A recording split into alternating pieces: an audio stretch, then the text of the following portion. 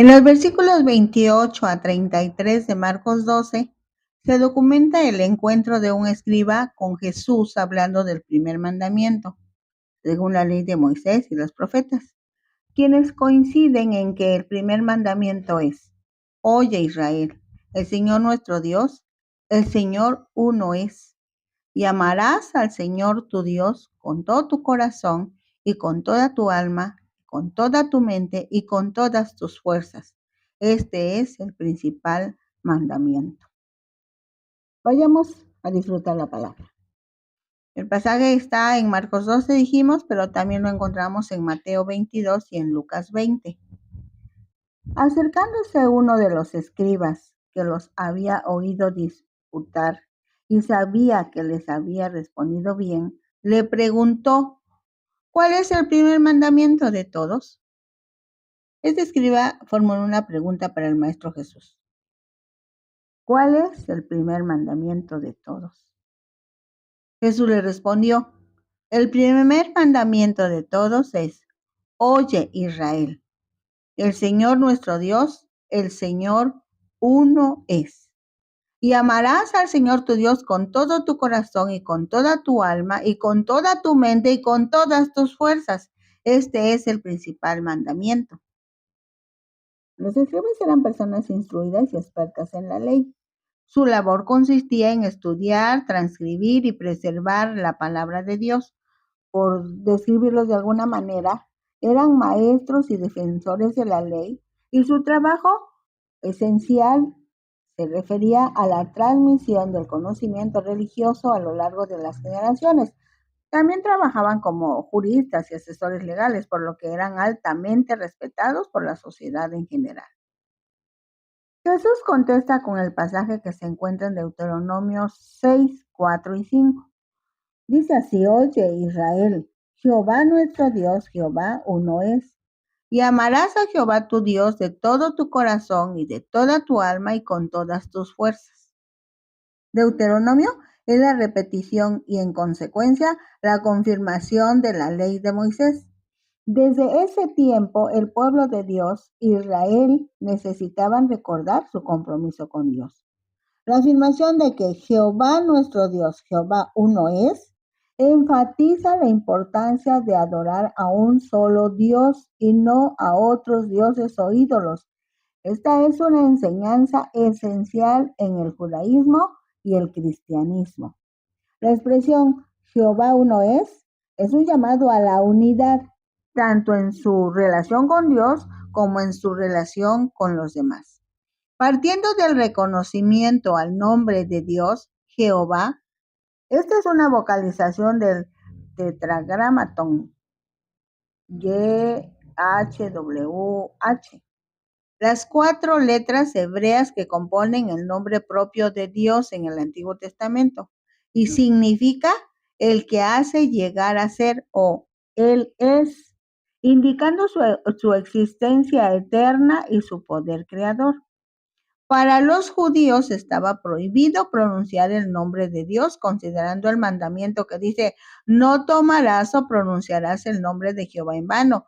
En otras palabras, se debe tomar el nombre de Dios con reverencia. Esto es, no lo pronunciaban por respeto al nombre de Dios, además de que al no tener vocales resulta impronunciable, pero fue sustituido por Adonai, Señor. Con el tiempo, a las letras del nombre de Dios se les injertaron las vocales de Adonai, derivándose del nombre Yahvé o Jehová. Ahora bien, el nombre de Yahvé o Jehová no solo indica su posición como Dios, sino también su personalidad, su poder y su capacidad para cumplir sus propósitos. Es decir, tiene vida en sí mismo, puede dar vida, debe ser respetado, es soberano, por eso puede cumplir sus propósitos. Al entender estas verdades, se establece una relación fundamental entre la persona y Dios, enfatizando que se debe rendir la vida del ser humano a Dios, colocándolo en el primerísimo lugar. Quiere decir, se debe amar a Dios con la integridad y totalidad del ser, emociones, pensamientos incluso a las fuerzas físicas, porque Dios quiere que la humanidad lo ame con todo su ser, corazón, alma, mente y fuerzas. Dice Marcos 12:31. Y el segundo es semejante: amarás a tu prójimo como a ti mismo. No hay otro mandamiento mayor que estos. Jesús enfatiza la ley del amor. Amor dirigido a Dios, amor a sí mismos, amor a los demás, como la base de la ley y los profetas, que se demuestra a través de acciones concretas y a veces sacrificadas, que nunca pretende que sean sacrificios, sino la demostración de la transformación que ha sufrido el corazón de los que van conociendo a Dios y que se convierte en el motor de todas las acciones y pensamientos. Dice Marcos 12:32. Entonces el escriba le dijo: bien, maestro, verdad has dicho, que uno es Dios y no hay otro fuera de él. Y el amarle con todo el corazón, con todo el entendimiento, con toda el alma y con todas las fuerzas, y amar al prójimo como a uno mismo, es más que todos los holocaustos y sacrificios. El escriba reconoce la sabiduría de Jesús cuando acepta que ha enseñado con verdad. Eso quiere decir que está de acuerdo con las enseñanzas de los profetas, que hacían hincapié en la obediencia a la palabra y el ejercicio del amor, y no daban tanta importancia a los rituales religiosos. Más adelante, el Señor Jesús le dice: no estás lejos del reino de los cielos, porque el escriba tenía conocimiento de la ley, pero le faltaba fe en Jesús para completar su entendimiento y entrar en el reino de Dios. Dice Mateo 22, del 41 al 45, y también lo encontramos en Marcos y en Lucas. ¿De quién es el Cristo? Y estando junto a los fariseos, Jesús les preguntó, diciendo: ¿qué pensáis del Cristo? ¿De quién es hijo? Le dijeron: de David. En esta oportunidad es el Señor Jesús quien lanza una pregunta a los fariseos. Los fariseos contestaron correctamente desde el punto de vista humano, es decir, esperaban a un rey descendiente del gran rey David.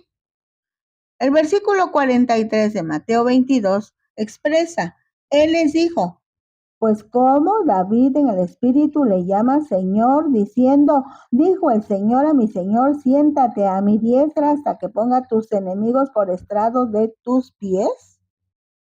Aquí Jesús menciona el Salmo 110, versículo 1, donde David escribe: el Señor, se refiere a Dios, le dijo a mi Señor, se refiere a Jesús: siéntate a mi diestra hasta que ponga a tus enemigos humillados debajo de tus pies. Aclarando, en el Salmo 110:1, el que está hablando es David. Así que David dice: le dijo Dios a Jesús, a quien David llama mi Señor: espera a que ponga tus enemigos bajo tus pies. Esa expresión es profética, o sea, muchos años antes de que sucediera, Dios le permitió a David ver lo que sucedería cuando resucitado, Jesús resucitado junto a su Padre, espera el momento en que Dios hará juicio sobre los que lo mataron injustamente. Dice Mateo 22:45, pues si David le llama Señor, ¿cómo es su hijo? Jesús pregunta: si David llamó al Mesías mi Señor, ¿cómo es posible que el Mesías sea su hijo? La explicación es que si bien el Mesías sería descendiente de David, también poseería naturaleza divina, por eso le llaman Señor. Es Señor de David, es Adonai, es Dios mismo. Los fariseos no descubrieron esta verdad porque eran limitados, muy cortos en su entendimiento, ya que sus expectativas sobre el Mesías eran superficiales. No imaginaron siquiera que el gran creador podría tomar forma humana y descender hasta la tierra para buscar y salvar lo que se había perdido para Dios, su gran obra, el hombre mismo. Dice Marcos 12:37, la segunda parte: y gran multitud del pueblo le oía de buena gana. El Evangelio en la versión de Marcos registra ese mismo acontecimiento haciendo la observación que había gran multitud, o sea, muchas personas del pueblo lo escuchaban de buena gana, con atención, con interés. Dice Mateo 22:46, y nadie le podía responder palabra, ni osó alguno desde aquel día preguntarle más. En su tiempo, los fariseos eran expertos en la ley de Moisés y vivían de acuerdo a estrictas tradiciones religiosas. Esperaban la llegada del Mesías, pero no que Jesús fuera el Mesías que había sido prometido desde el tiempo de los profetas. Después de que Jesús contesta varias de sus preguntas, Él les lanza una pregunta que no pueden responder porque para ellos era un conflicto aceptar la divinidad de Jesús. De ahí que no lo aceptaban como Mesías. Jesús pudo mantenerse firme en su fe y tener respuestas sabias en momentos difíciles. Sus respuestas y planteamientos muestran la importancia de poner a Dios en primer lugar, depositando en Él toda la confianza, así como amar a los demás. Vamos a Mateo 23, del 1 al 2. Entonces habló Jesús a la gente y a sus discípulos diciendo, esta es una parte del discurso final de Jesús en Jerusalén unos días antes de su crucifixión. Para ese preciso momento Jesús enfrenta conflicto con las autoridades de los judíos, específicamente los fariseos y los escribas. Dice Mateo 23:2, en la cátedra de Moisés se sientan los escribas y los fariseos. Quiere decir, la enseñanza de los escribas y fariseos está basada en los principios enseñados por Moisés, lo cual era y es correcto, pues eran los fariseos los que continuaban la obra de Moisés o los que hablaban con la autoridad de Moisés. Dice Mateo 23:3, así que todo lo que os digan que guardéis, guardadlo y hacedlo, mas no hagáis conforme a sus obras, porque dicen y no hacen. En términos de enseñanza, reconozcan su autoridad, no así en cuanto a seguir su ejemplo, porque son hipócritas, pues dicen pero no hacen, no llevan a la práctica lo que enseñan.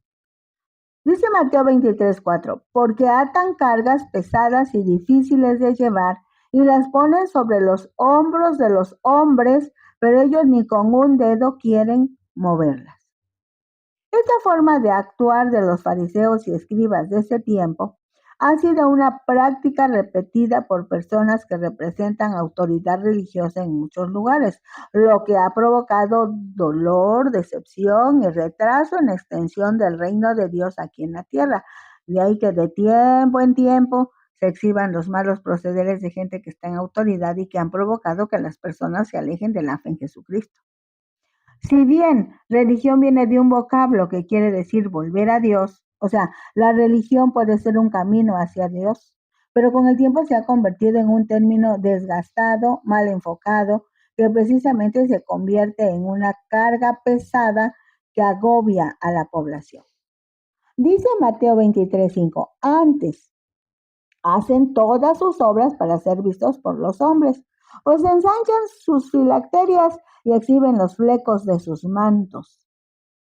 Las filacterias son pequeñas cajas de cuero que contienen versículos de la Torá y se llevan en la frente y en el brazo.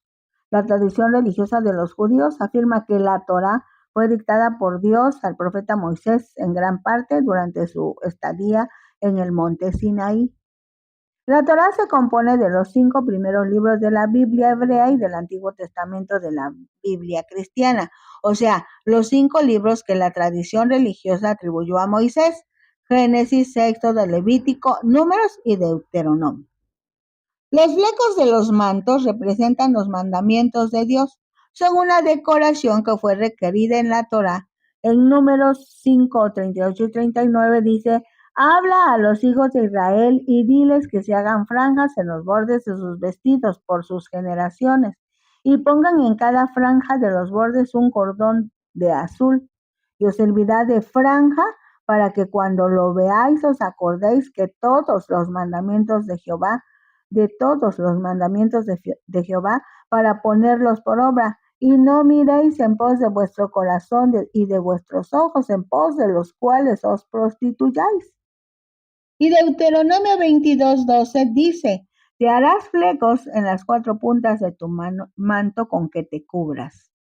Para este momento de la historia representaba un ritual sin efecto en el espíritu, pues sus motivos eran otros. Era para que los vieran los demás y los admiraran, pero espiritualmente no tenían otro efecto, solo lo hacían para lucirse.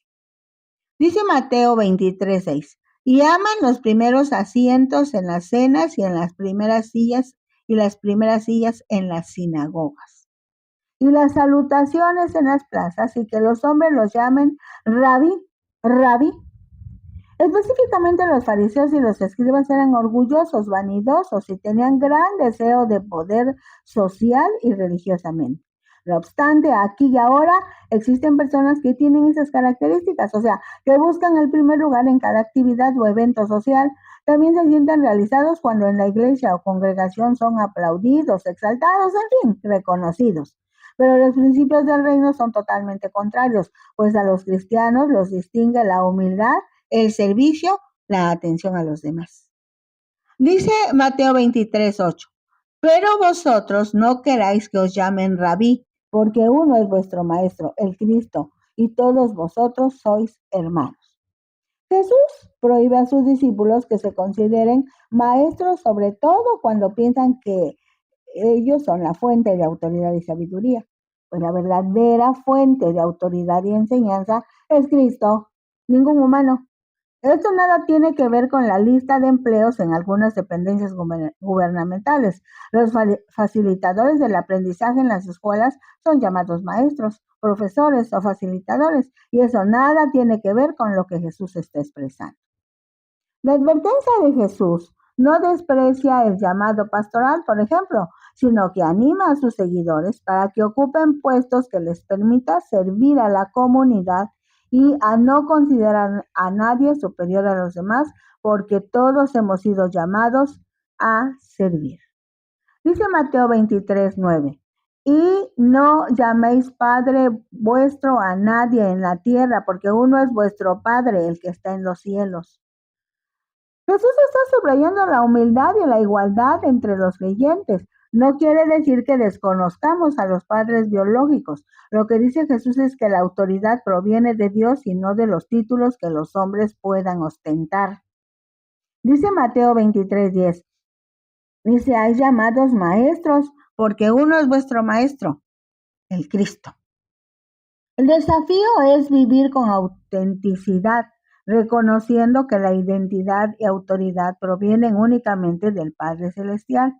La intención que, a diferencia de la gente que no conoce a Dios, la comunidad cristiana sea humilde y respetuosa, donde el amor y la justicia de Dios sean reflejados en las acciones cotidianas. Dice Mateo 23:11, el que es el mayor de vosotros sea vuestro siervo. Así que al ocuparse en servir a los demás, no tendrá tiempo para maltratar a sus hermanos o querer abusar de ellos. Mateo 23:12 se lee, porque el que se enaltece será humillado, y el que se humilla será enaltecido. Significa que los que se enorgullecen y actúan de manera arrogante serán eventualmente humillados, mientras que aquellos que se humillan a sí mismos y actúan modestamente serán enaltecidos por Dios mismo. Vamos a Mateo 23:13 al 15. Mas, ¡ay de vosotros, escribas y fariseos hipócritas! Porque cerráis el reino de los cielos delante de los hombres, pues ni entráis vosotros ni dejáis entrar a los que están entrando.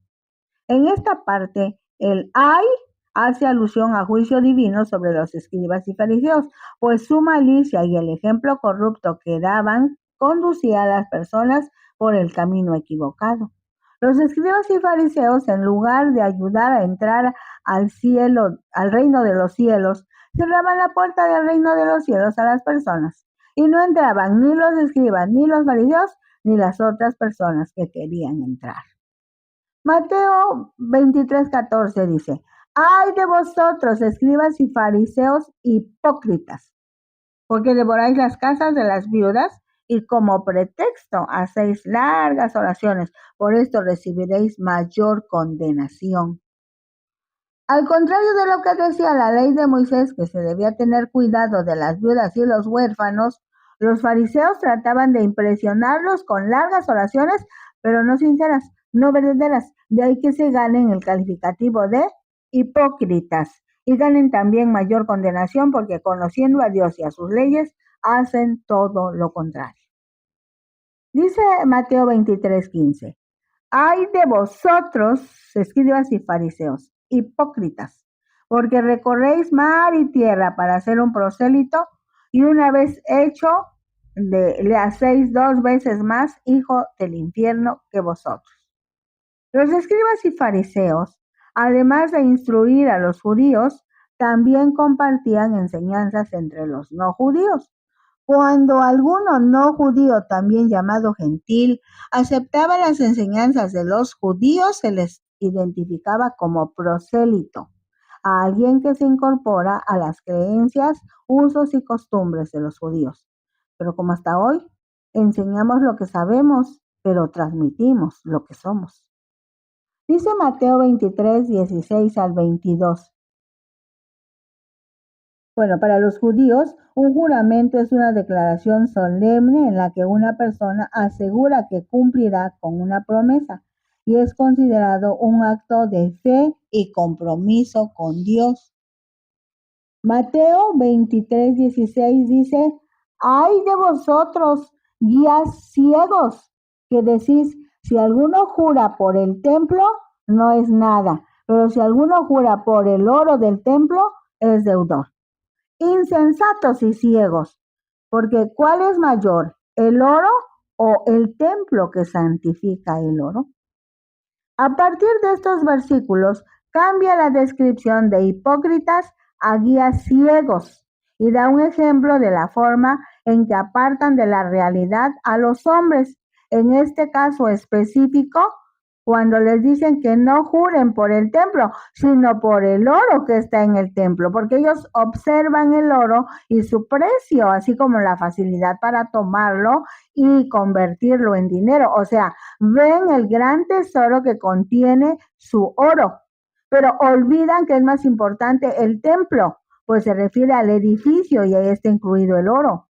Es más, el templo no solo es el edificio, sino simboliza la presencia de Dios y como tal, la razón por que se ofrecía el oro era mucho más importante que el oro que contenía. Por otro lado, no han reconocido que Dios es espíritu y que aquellos que lo adoran deben adorarlo en espíritu y en verdad, como Jesús le dijo a la samaritana allí en Juan 4:24. Por eso son tontos y ciegos. Dice Mateo 23:18. También decís, si alguno jura por el altar, no es nada, pero si alguno jura por la ofrenda que está sobre el altar, es deudor. Necios y ciegos, porque ¿cuál es mayor, la ofrenda o el altar que santifica la ofrenda? Es el mismo principio, pues al jurar por el altar está incluida la ofrenda, además de que ellos están haciendo mención de lo que ven sus ojos, pero lo relacionado con el templo y en este caso con el altar que forma parte del templo y la adoración a Dios, tiene repercusiones espirituales que los fariseos no tomaban en cuenta. Dice Mateo 23:20, pues el que jura por el altar, jura por él y por todo lo que está sobre él, y el que jura por el templo, jura por él y por el que lo habita, y el que jura por el cielo, jura por el trono de Dios y por aquel que está sentado en él. La enseñanza es que el templo santifica el oro, el altar santifica la ofrenda. Igualmente, el cielo es el trono de Dios. Cuando ellos juraban por cualquiera de estas cosas, esencialmente juraban por Dios mismo, desobedeciendo el mandamiento que dice, no tomarás el nombre del Señor en vano. Así que según ellos, no pronunciaban el nombre de Dios o Jehová o Yahvé por ser reverentes a ese nombre, tanto que usaban el nombre Adonai o Señor. Pero al nombrar el oro del templo, la ofrenda del altar y el cielo, estaban tomando el nombre de Dios en vano, más cuando no cumplían los juramentos que hacían. Dice Mateo 23:23. ¡Ay de vosotros, escribas y fariseos hipócritas! Porque diezmáis la menta y el eneldo y el comino y dejáis lo más importante de la ley, la justicia, la misericordia y la fe. Esto era necesario hacer sin dejar de hacer aquello. Jesús indica que aunque eran diligentes en diezmos de las cosas más pequeñas, descuidaban lo más importante de la ley. En la Biblia, justicia es igual a obediencia a los mandatos divinos, como respetar, amar, atender a los demás, vivir para Dios. Misericordia puede explicarse coloquialmente como no dar el castigo que alguien merece. El ejemplo de misericordia aplicada es Dios ofreciendo perdón y perdonando porque su Hijo murió en la cruz en lugar de los pecadores. Así que aunque merezcan el castigo, Dios no los castiga porque Jesús ya sufrió ese castigo en su lugar.